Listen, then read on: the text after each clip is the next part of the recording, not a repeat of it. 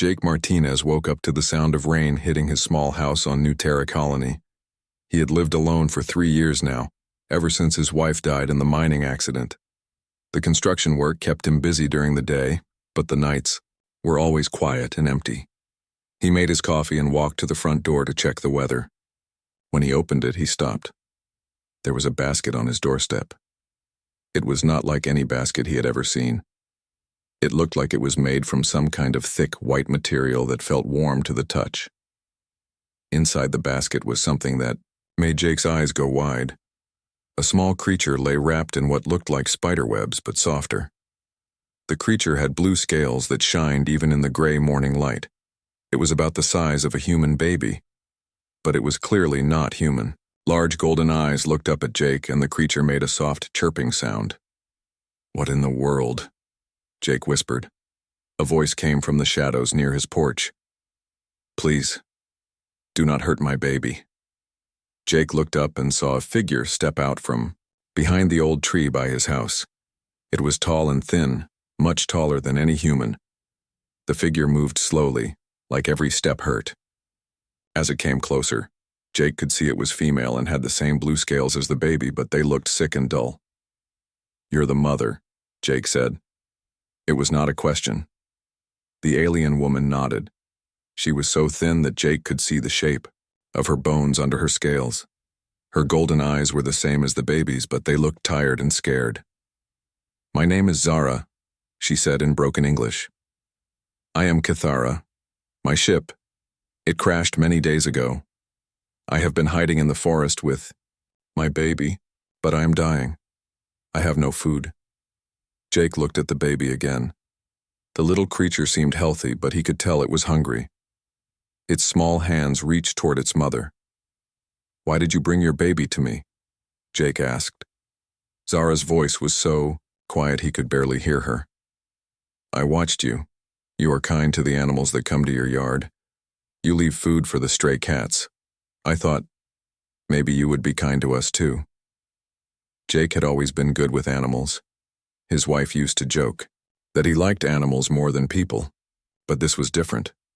This was an alien mother and her baby. If anyone found out, there would be trouble. Big trouble. The colonial government had rules about aliens. Any alien found on the colony had to be reported right away. They would be taken to the capital city for questions. Jake had heard stories about aliens who were never seen again after that, but looking at Zara, Jake could see she was close to death. Her scales were turning gray at the edges and she could barely stand. The baby made another soft sound and Jake's heart broke a little. "How long since you last ate?" he asked. 4 days, Zara whispered. "Maybe 5. I gave all my food to Pip." "Pip?" "My baby's name." Jake looked around his quiet neighborhood. It was early morning and no one else was outside. The rain was getting heavier.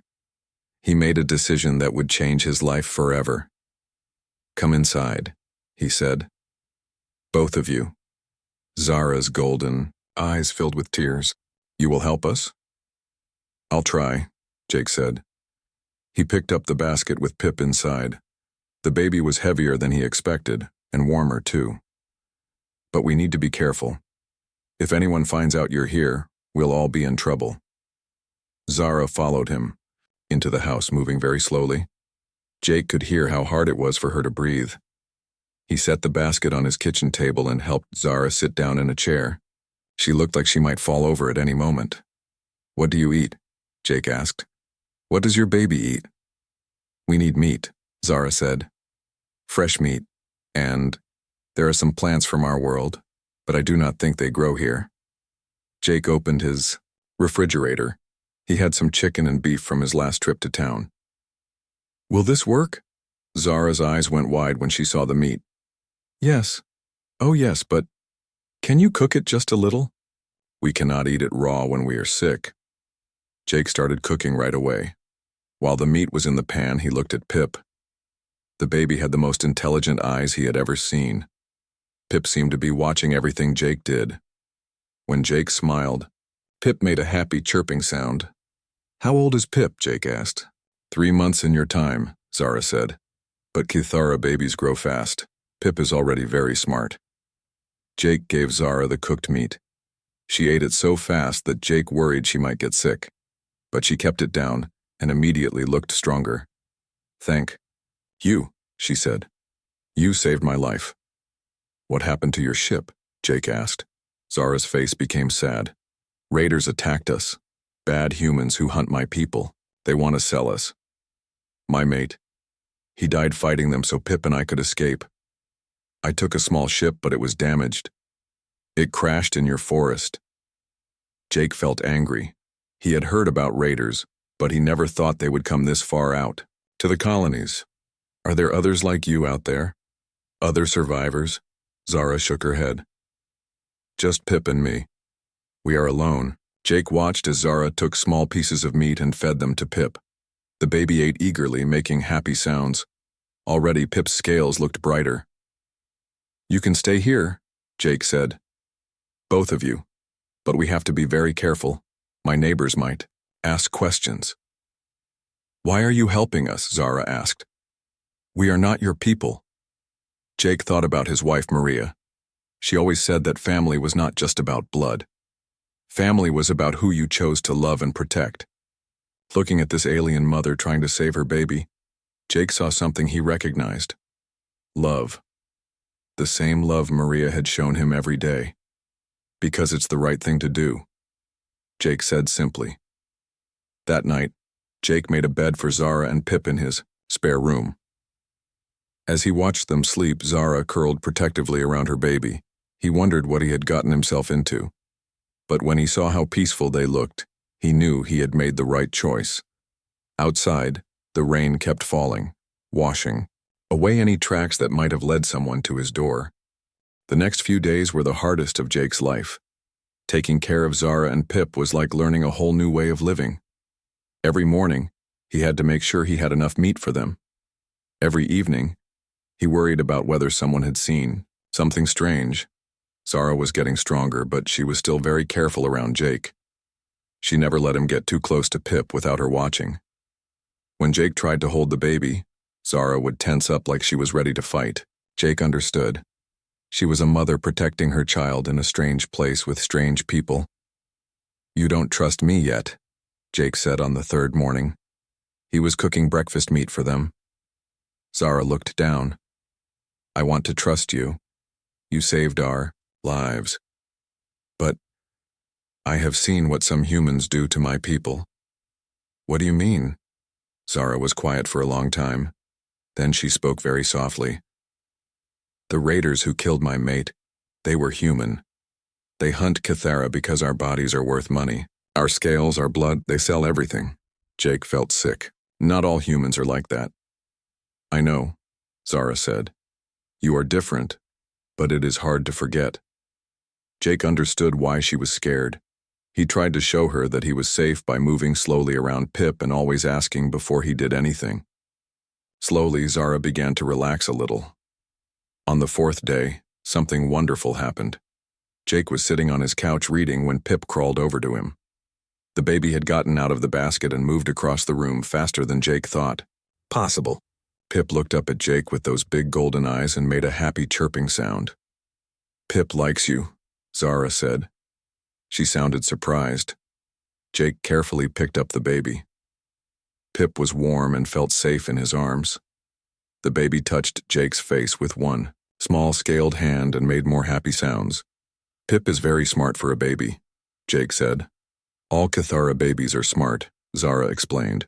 We learn fast because we have to. In the wild, slow babies do not live long. Over the next week, Jake learned more about Zara's people. The Kithara came from a world far away where they lived in family groups and moved from place to place. They were not fighters by nature, but they were good at hiding and surviving. They could see things humans could not see, like heat and electricity. Watch, Zara said one evening. She looked at Jake's kitchen and pointed to a spot on the wall. There is a problem with the wires behind that wall. I can see the electricity moving wrong. Jake checked the next day and found old wiring that was getting dangerous. Zara had been right. That could be useful, Jake said. I work in construction. If you could see problems in buildings. You want me to work? Zara asked. Only if you want to. But yes, I think you could help people. And it would give us a reason for you to be here, if anyone asks. Zara thought about this. What would you tell people? Who would you say I am? Jake had been thinking about this problem. I could say you're my cousin from another colony, that you came here to work and brought your baby. But I look nothing like a human. There are some colonies where humans and aliens live together. People here might not know what all the different alien species look like. This was not completely true, but Jake hoped it would work if they were careful. The real test came on the 10th day. Jake was at work when his neighbor Betty Collins came knocking on his door. Betty was a nice woman, but she was very curious about everyone's business. She had noticed that Jake's house had been busier lately.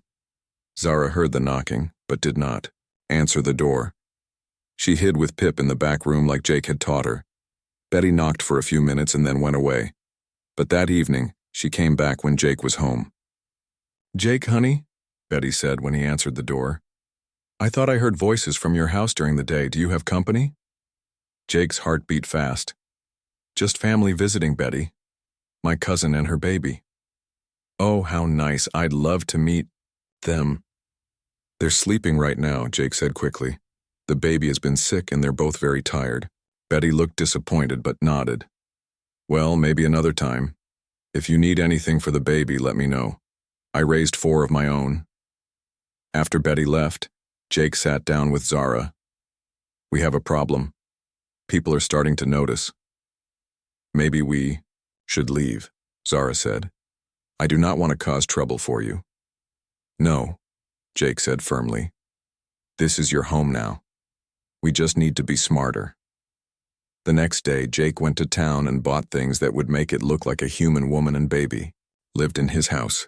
He got baby bottles and diapers, women's clothes in large sizes, and some makeup that might help Zara look more human from a distance. When he came home, he showed Zara what he had bought. "You want me to pretend to be human?" she asked. "Just when people might see you. We can say you're from a colony where people look different because of the environment." Zara tried on the human clothes. They were big on her thin frame, but they covered her scales. The makeup helped hide the scales on her face, though her golden eyes still looked strange. "Do I look human?" she asked. Jake smiled.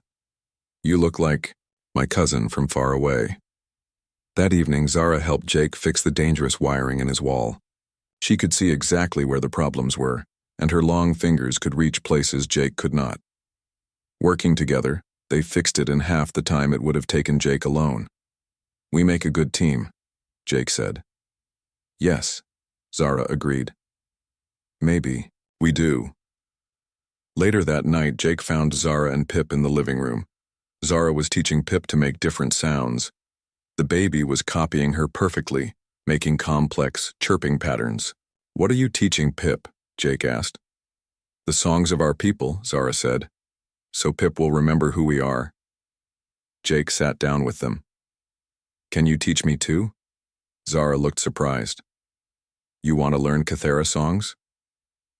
"If I'm going to be Pip's family, I should know about Pip's culture." For the first time since they met, Zara smiled, really smiled. "Yes," she said, "I would like that." As they sat together learning alien songs, Jake realized that something had changed. Zara was not just a refugee he was helping anymore. She was becoming family.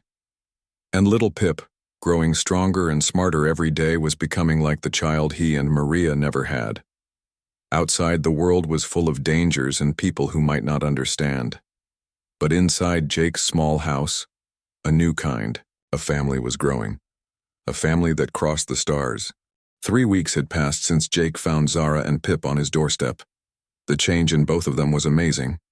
Zara's scales had returned to their beautiful bright blue color, and she had gained weight. She moved with grace and strength that reminded Jake she was not human. Pip had grown too and was now crawling everywhere and getting into everything. Jake's daily routine had completely changed. Every morning before work, he would make breakfast for his alien family. Zara had learned to cook some human foods, and she was teaching Jake about Cathara ways of preparing meat that made it taste better and last longer. "Your people are smart," Jake told her one morning as he tried her new recipe. "We had to be," Zara said. "On our world, food was not always easy to find. We learned to make everything count." The biggest change was that Zara had started helping Jake with his construction work. At first, Jake was nervous about bringing her to work sites, even disguised as his human cousin, but her abilities were too useful to ignore. "There," Zara said, pointing to a wall in the new building they were working on. "The metal beams behind that wall are bent. If you put weight on this floor, it will fall." Jake's boss, Tony Rivera, looked where Zara was pointing. "How can you tell we can't see through walls?" Jake had prepared for this question. "My cousin grew up on a mining colony. She learned to spot structural problems early. It's a survival skill out there." When they opened up the wall, they found exactly what Zara had said. The metal beams were bent and would have failed if they had finished the building. Tony was impressed. "Your cousin just saved us thousands of dollars and maybe some lives," Tony told Jake. "Can she come back tomorrow?" This became their new normal. Zara would dress in human clothes and come to work with Jake. She was quiet and let Jake do most of the talking, but her help made them the best construction team in the colony. She could see problems that no human could spot, and her strong hands could work in places that were too small or dangerous for others. At home, Pip was becoming more amazing every day. The baby could now walk, even though most human babies took much longer to learn. Pip could also copy any sound perfectly and seemed to understand everything the adults said. "Pip is learning English very fast," Jake noticed. "Cathara children learn by watching and copying," Zara explained. "Pip watches you all day and learns how to be like you." One evening, Jake was reading a book when Pip climbed onto his lap and pointed at the words. "Book," Pip said clearly. It was Pip's first English word. Jake's eyes filled with tears. "Did you hear that, Zara?" Pip said, "Book." Zara smiled. "Pip knows you love books. Pip wants to share what you love." From that day on, Pip said new words. Every day. Soon the baby was speaking in both English and the chirping language of the Cathara. Jake loved hearing Pip switch between languages, sometimes in the same sentence.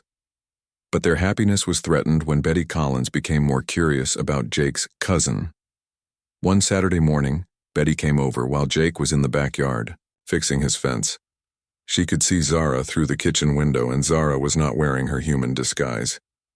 "Jake," Betty called out, her voice full of surprise. "Who is that in your kitchen?" Jake's heart stopped. Through the window, he could see Zara's blue scales shining in the morning light.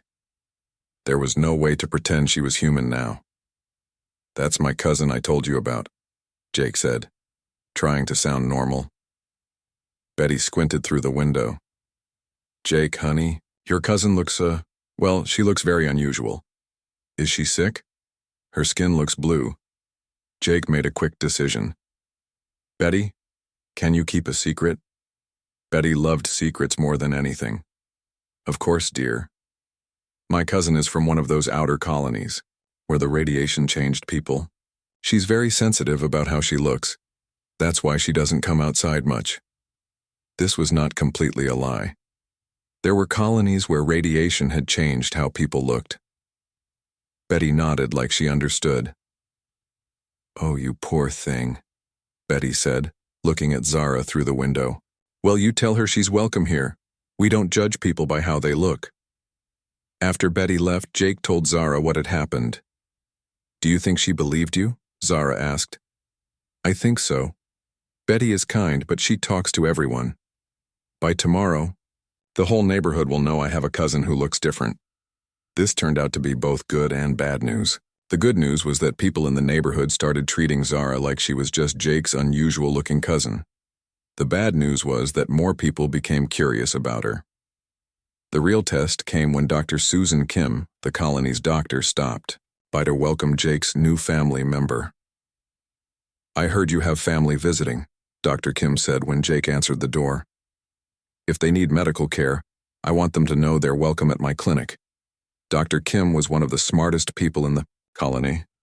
Jake worried that she would see through their story right away, but when she met Zara and Pip, something unexpected happened. "What a beautiful baby," Dr. Kim said, looking at Pip. "Those eyes are just stunning. And you, dear," she said to Zara, "you're from the outer colonies?" "Yes," Zara said quietly. "Very far away," Dr. Kim nodded. "I've seen some unusual effects from different environments. You both look healthy, which is what matters. But if you ever need medical help, please don't hesitate to ask. We take care of everyone here." After Dr. Kim left, Jake realized something important. People in the colony were accepting Zara and Pip because they wanted to. They chose to see them as family rather than as threats. That night, as Jake was putting Pip to bed, the baby looked up at him and said something that made Jake's heart melt. "Dada." Jake looked at Zara. "Did Pip just call me Dada?" Pip said again, reaching up to touch Jake's face. Zara's golden eyes were soft. "Pip knows who takes care of us. Pip knows who family is." Jake picked up Pip and held the baby close. 3 months ago, he had been a lonely man with nothing but his work. Now he had a family that loved him, even though they came from the stars. "Love you too, little one," Jake whispered to Pip. "I love you both." Later that evening, Jake and Zara sat on the porch watching the sunset. Pip played at their feet, chattering in both languages and showing off new words. "Are you happy here?" Jake asked Zara. Zara was quiet for a moment. "I never thought I could be happy again after losing my mate. But yes, I am happy. You gave us more than a home. You gave us family. What happens when Pip gets older? Will you want to find other Kithara?" "I do not know if there are any other Kithara left," Zara said sadly. "The raiders have been hunting us for years. But even if there are others, this is our home now.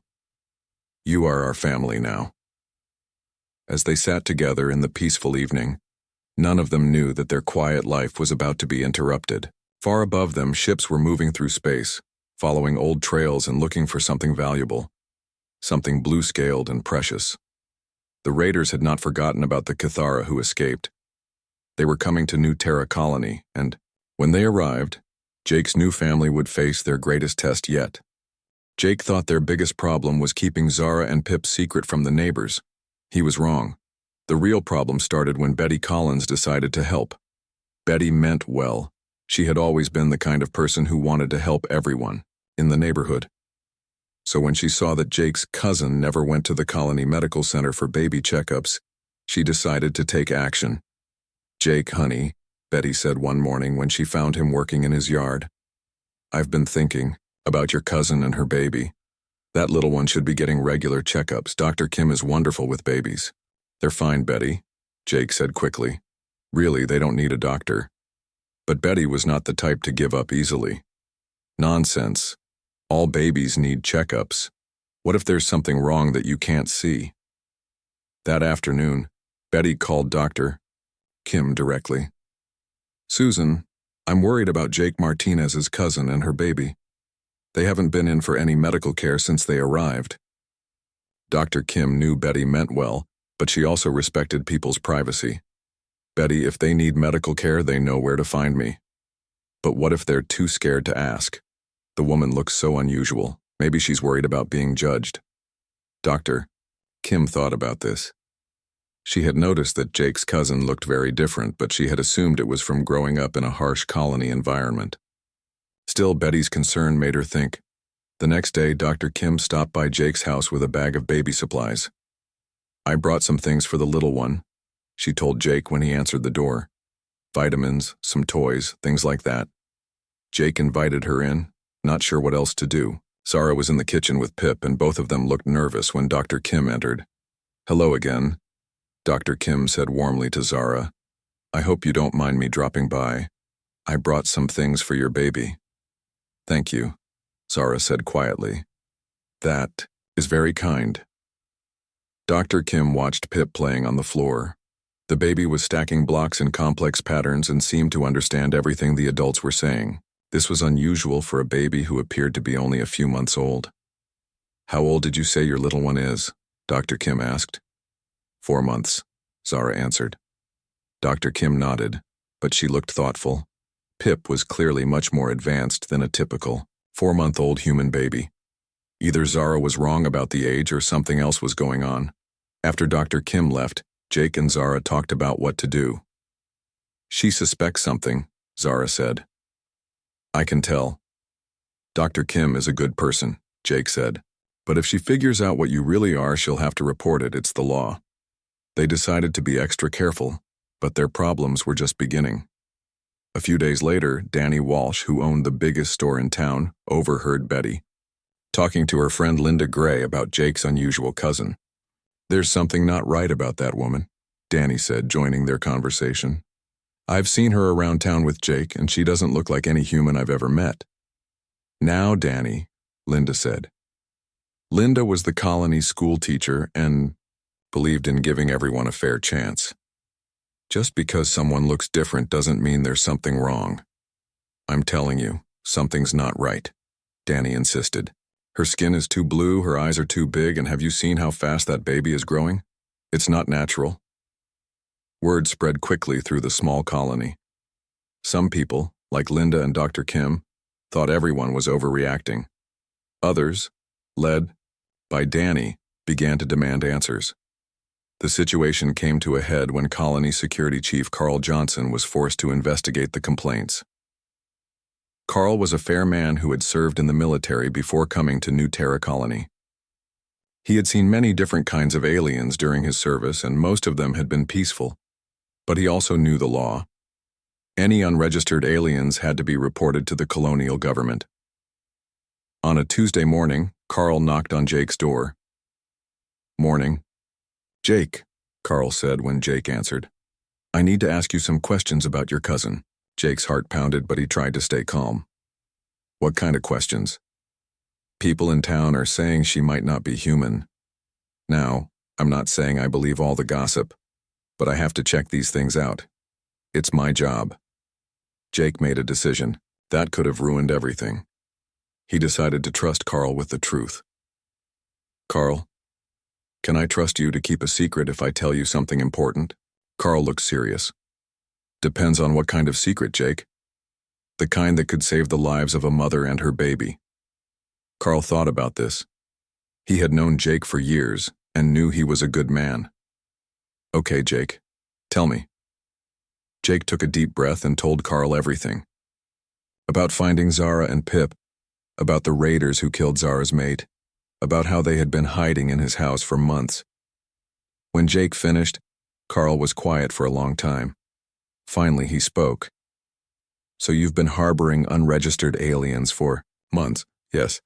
"And you knew this was against colonial law?" "Yes." "And you did it anyway?"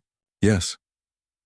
Carl walked over to the window and looked out at the yard where Zara was hanging laundry while Pip played nearby. He watched as Zara gently corrected Pip when the baby got too close to the fence, and how she smiled when Pip laughed. "They look like family," Carl said. "They are family," Jake replied. Carl turned back to Jake. "I fought in the alien wars 20 years ago. Saw a lot of good people die because of fear and misunderstanding. Also saw a lot of aliens die who were just trying to live their lives in peace. What are you going to do?" "Officially, I'm going to report that I investigated the complaints and found Jake Martinez's cousin and her baby, who are refugees from an outer colony where environmental factors have caused some physical changes. I'm going to recommend that people mind their own business." Jake felt relief wash over him. "And unofficially, you need to be more careful." Danny Walsh is not going to stop asking questions, and if he makes enough noise, someone higher up might come investigate. That evening, Jake called a neighborhood meeting. He decided it was time to address the rumors directly. About 20 people showed up in Linda Gray's living room. Danny Walsh was there, along with Betty Collins, Dr. Kim, Tony Rivera from Jake's construction job, and several other neighbors. "I know there have been questions about my cousin," Jake began. "I want to set the record straight." He told them a story that was mostly true. He said that Zara and Pip were refugees from a colony that had been attacked by raiders. He said they had been injured and traumatized, which was why Zara was so shy around people. He said they were family now, and he hoped the community would accept them. But she doesn't look human, Danny insisted. Her skin is blue. There are colonies where radiation exposure has changed how people look, Dr. Kim said, supporting Jake's story. I've seen it before in my medical training. And even if she wasn't human, Linda added, what difference would that make? She's not hurting anyone. The room erupted in arguments. Danny and a few others demanded that Zara be examined by colonial authorities. Linda, Dr. Kim, and Tony argued that everyone deserved to be left in peace. Finally, Carl Johnson stood up. As security chief, his word carried weight. I've investigated the complaints, Carl said. Jake's cousin and her baby are legal refugees who have been through trauma. They deserve our compassion, not our suspicion. The meeting ended with the neighborhood split into two groups, those who supported Jake's family and those who wanted them investigated further. That night, Jake sat with Zara and Pip in their living room. Pip was learning to say new words, babbling happily in both English and Cathara. Some people want us to leave, Jake told Zara. Maybe we should, Zara said. I do not want to cause trouble for you. No, Jake said firmly. This is your home. These people who are afraid, they don't speak for everyone. Look at Linda, Dr. Kim, Tony, they're willing to stand up for you. Why? Zara asked. Why do they care about strangers? Jake thought about this. Because that's what humans do when they're at their best. We take care of each other, even when we're different. Pip looked up from playing and said clearly, family. Jake smiled. That's right, Pip. Family. But outside, in the darkness, Jake didn't know that their troubles were far from over. Danny Walsh was not satisfied with Carl's investigation. He had contacts in the colonial government, and he was planning to bring in people who would ask harder questions. The quiet life Jake had built for his alien family was about to face its biggest test yet. 2 days after the neighborhood meeting, everything changed. Jake was at work when 3 ships appeared in the sky above New Terra Colony. They were not the usual supply ships or passenger vessels. These ships were black and moved with the speed and purpose of predators. Colony Administrator Helen Torres received the first message while Jake was still laying foundation stones with Tony Rivera's crew. New Terra Colony, the voice crackled over the communication system. This is Captain Rick Stone of the independent vessel Reaper. We are conducting a search operation in this sector. Helen frowned as she looked at her screens. The ships had not requested permission to enter colonial space, which was required by law. Reaper, this is Colony Administrator Torres. What kind of search operation? We have information that escaped prisoners from a destroyed vessel may have landed in your area. Specifically, we are looking for members of the Cathara species. Blue-scaled aliens, 1 adult female, 1 infant. Helen's blood went cold. She had heard stories about bounty hunters who called escaped slaves prisoners. These were not law enforcement officers. These were raiders. We have no such aliens in our colony, Helen said firmly. We have tracking data that suggests otherwise. We will need to conduct a search. I'm sorry, but you do not have authority to search our colony without proper warrants from the central government. There was a pause. Then Rick Stone's voice came back, colder now. Colony Administrator, I suggest you reconsider. My ships are armed and we have legal salvage rights to any Cathara we find. You can cooperate or we can make this difficult for everyone. The transmission ended. Helen immediately sent emergency messages to the central government, but she knew help was days away. New Terra Colony was on the edge of settled space and they were on their own. Helen called an emergency meeting of the Colony Council. Carl Johnson was there along with Dr. Kim, Linda Gray, and several other community leaders. Danny Walsh was also there, and he looked nervous. We have a problem, Helen began. She told them about the raiders and their demands. What do they want? With these Cathara aliens? Linda asked. Carl answered grimly. Cathara are valuable on the black market. Their scales, their blood, their organs. Raiders have been hunting them for years. But we don't have any Cathara here, Danny said quickly. Right? Everyone in the room looked at him. Danny had been the loudest voice demanding investigation of Jake's cousin. Now he was sweating and looked scared. Dr. Kim spoke carefully. Danny, if you know something that might help us deal with these raiders, now is the time to speak. Danny fidgeted in his chair. Well, there's Jake's cousin. She looks unusual, but that doesn't mean she's an alien. What exactly did you do, Danny? Carl asked. Danny's voice got smaller. I might have sent some messages to the colonial government asking them to investigate. I gave them descriptions of the woman and her baby. The room went silent. Everyone was staring at Danny. You reported Jake's family to the government? Linda asked, her voice full of anger. I was trying to protect the colony. I thought if there were illegal aliens here, we should know about it. Danny, Helen said slowly, those government communications are monitored by many people, including bounty hunters looking for specific aliens. Danny's face went white. You mean I led them here? It's possible, Carl said. Government databases get hacked all the time. While the council was meeting, Jake was finishing his work, day with no idea what was happening. He drove home thinking about the weekend plans he had made with Zara and Pip. They were going to visit the colony's small lake and have a picnic. When he pulled up to his house, he saw Carl Johnson's vehicle in his driveway. Carl was on the porch, talking to Zara, who was holding Pip tightly. What's going on? Jake asked as he got out of his truck. Carl's face was serious. Jake, we need to talk. Inside. In the living room, Carl explained about the raiders and their demands. As he talked, Zara's face became more and more frightened. They found us, she whispered. I thought we were safe, but they found us. How? Jake asked. Carl looked uncomfortable. We think someone in the colony reported your family to the government and the raiders intercepted the communications. Zara suddenly stood up, holding Pip close. We have to leave, now. If they find us here, they will hurt everyone in the colony. No, Jake said firmly. We're not running. This is your home. Jake, you do not understand, Zara said, tears in her golden eyes. These are the same raiders who killed my mate. They will do anything to capture us. And if anyone tries to stop them, she did not finish, but Jake understood. The raiders would hurt innocent people to get what they wanted. What do you want to do? Carl asked Jake. Jake looked at his family. Zara was shaking with fear, and Pip seemed to sense the danger, making soft, worried sounds. I want to protect them, Jake said. Both of them, whatever it takes. The colony. Council is meeting now to decide how to respond to the raiders, Carl said. But Jake, I have to tell you, some people think we should just hand over any aliens to avoid trouble.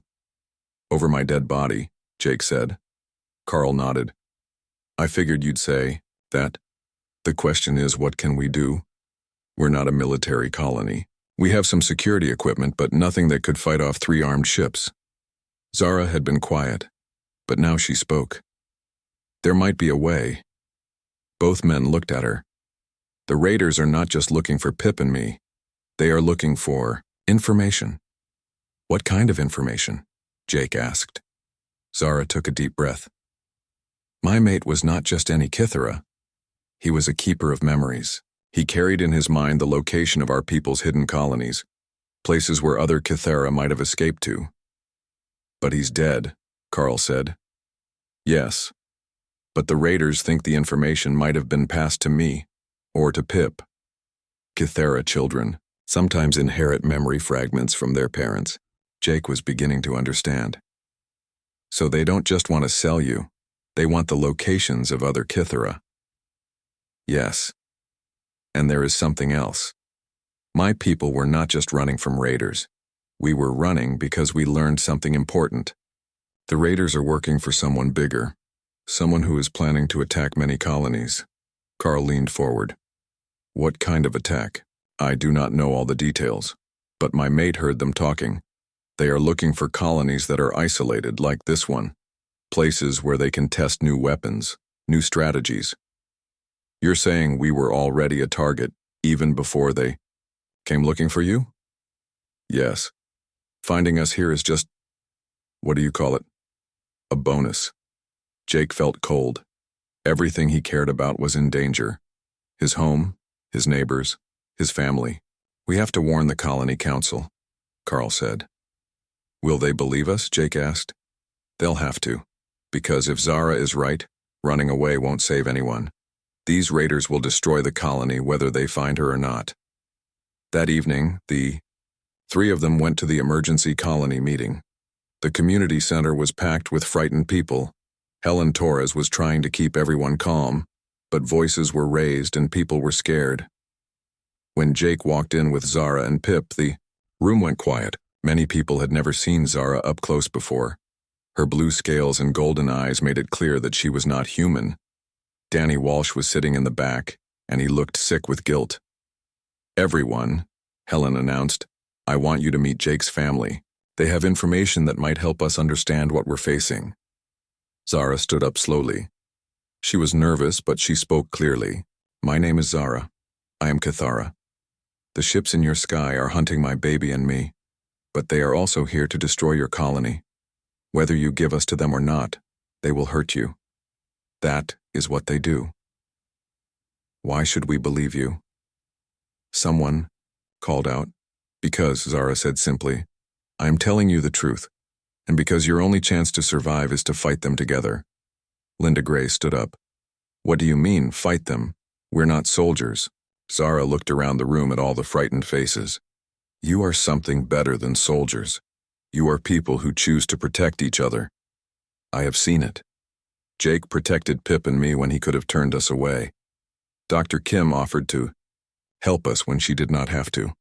Carl Johnson chose to look the other way when he could have reported us. She paused, then continued.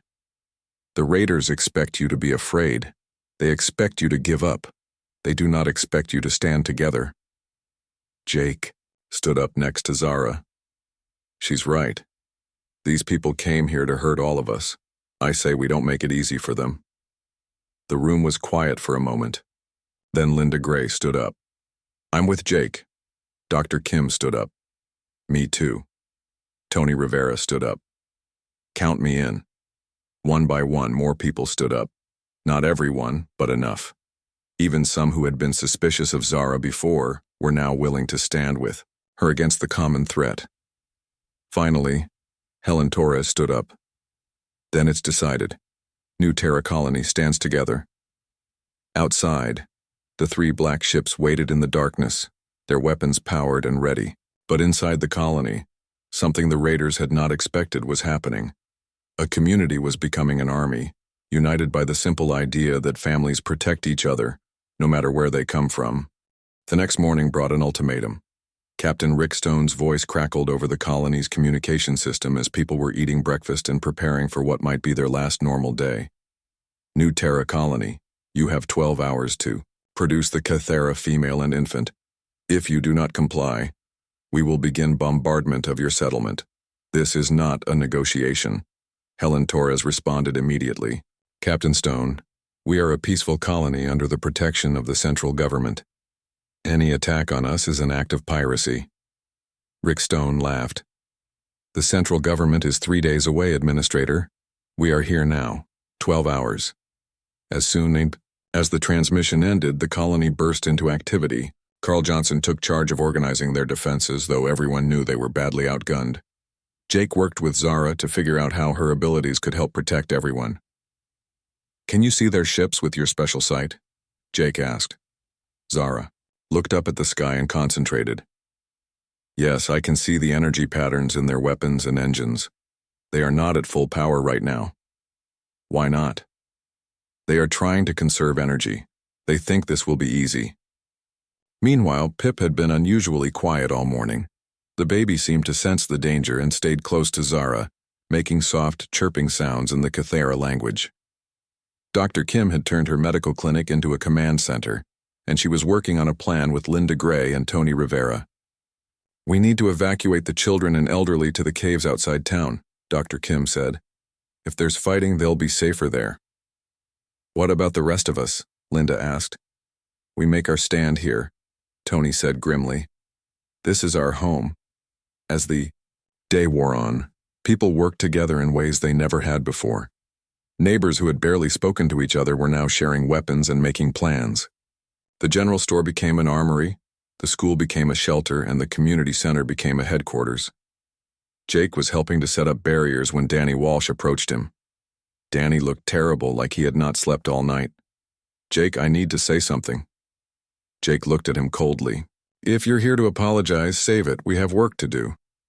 "I am sorry," Danny said. "I was scared and stupid and I put everyone in danger, but I want to make it right." "How?"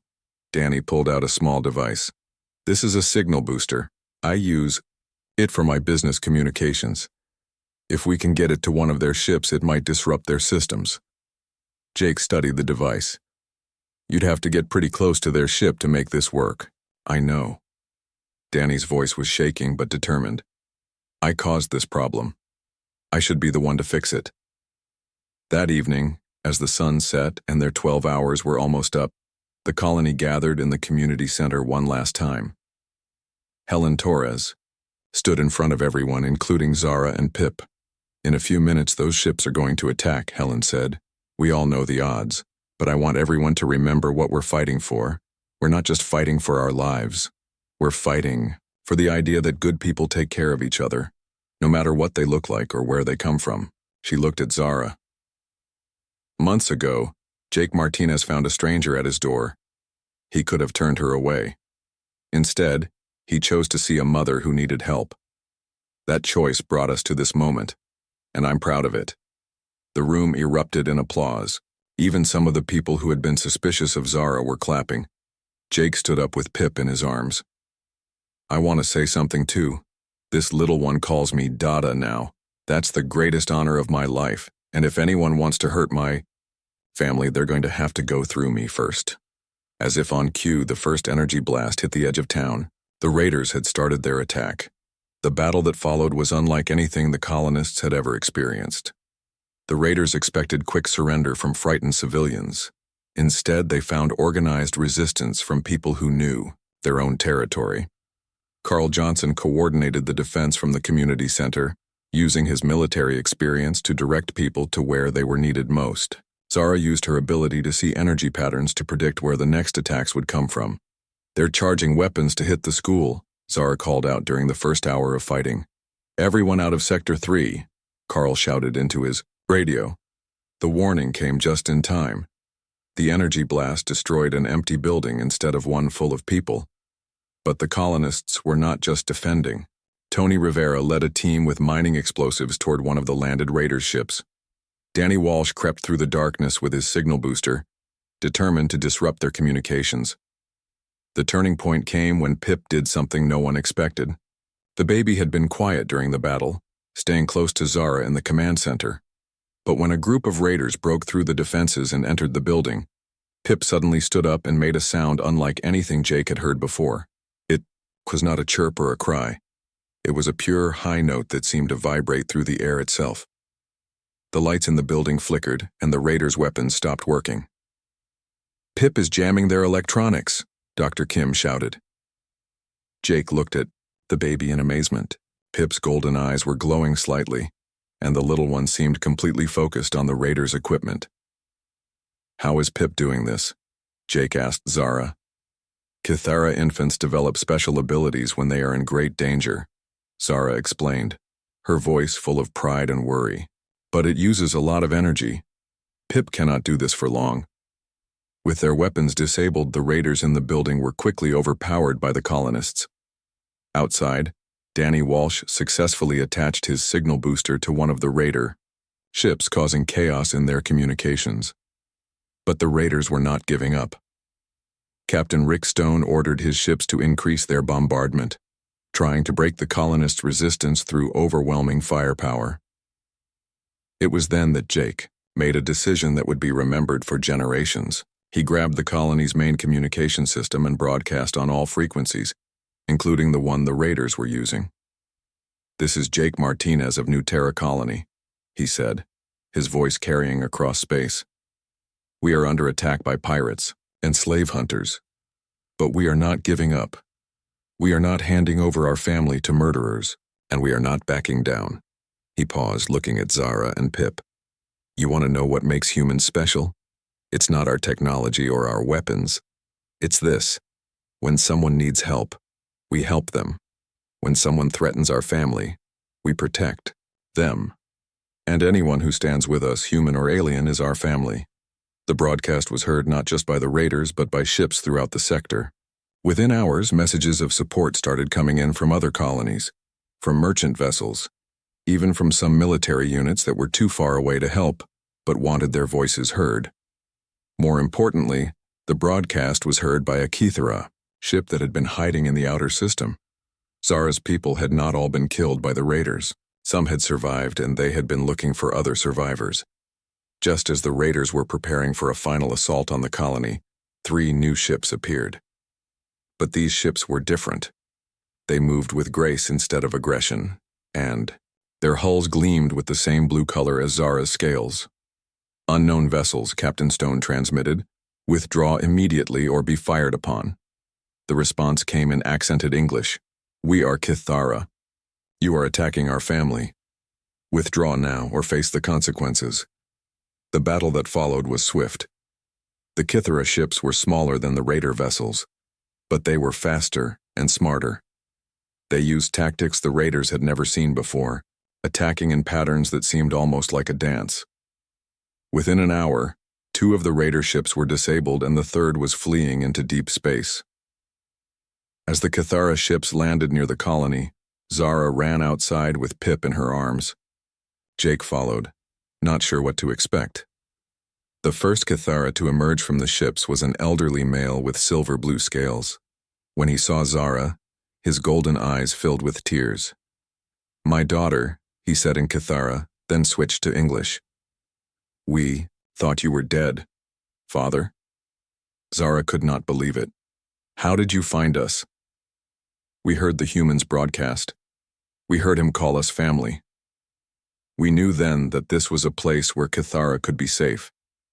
Jake watched as Zara was reunited with her father and other members of her people who had survived. But he noticed something that made his heart swell with pride. Pip, instead of running to the other Kythera, stayed close to Jake and kept calling him Dada. Later that evening, as the colony celebrated their victory, Zara's father approached Jake. "I want to thank you," the elder Kythera said. "You saved my daughter and grandchild when no one else would help them. They're my family too," Jake said simply. The elder nodded. "Yes, I can see that, and we would like to ask if some of our people could make their homes here, with your colony." Jake looked around at his neighbors who were celebrating alongside the Kythera who had come to help them. "I think that can be arranged." A month later, New Terra Colony looked very different. The damaged buildings had been repaired with a mix of human and Kythera techniques, making them stronger than before. Blue-scaled figures worked alongside humans in the construction crews, the fields, and the shops. Dr. Kim had opened the colony's first interspecies medical clinic. Linda Gray was teaching both human and Kythera children in an expanded school. Even Danny Walsh had redeemed himself, working closely with Kythera traders to make the colony a hub of